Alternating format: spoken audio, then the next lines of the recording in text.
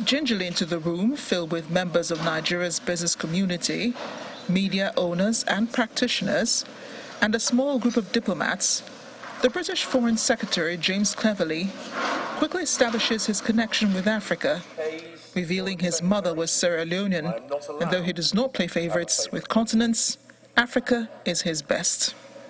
But if I did, it would be Africa.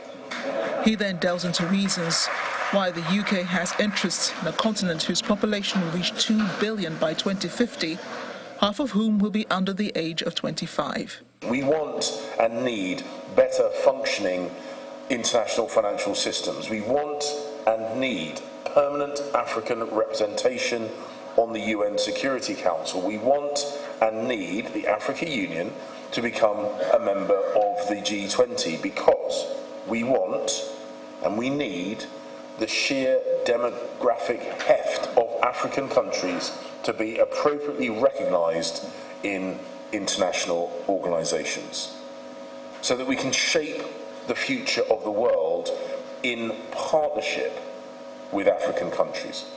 He spoke about multilateral reforms that will help Africa achieve her goals, including the contributory role of women, which he says drives economic development, before setting out plans for Africa over the next few years. A real uplift in growth and prosperity cannot come without an increase in international trade. And that's why our developing countries trading scheme will extend tariff cuts to hundreds of more products exported from developing countries in Africa and elsewhere. This means that 98% of goods imported from Africa into the UK will enter duty-free, and new rules of origin will help the least developed economies integrate into global supply chains. Increased trade stimulates partnerships, and our collective power today, the power of African countries and the UK together, is founded on the quality and the number of our partnerships. Only together can we adequately address shared challenges. Only together can we harness opportunities, and only together can we improve living standards.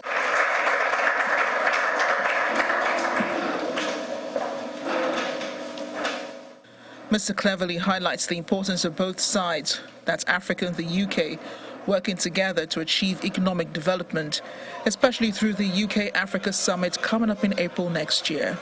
Though there are many unpredictable outcomes, such as the war in Ukraine, the coup in Niger, and security on the continent, the UK government, he says, will continue to support already existing projects with partners to accelerate progress towards shared objectives. Amarachi Ubani, Channel Television News.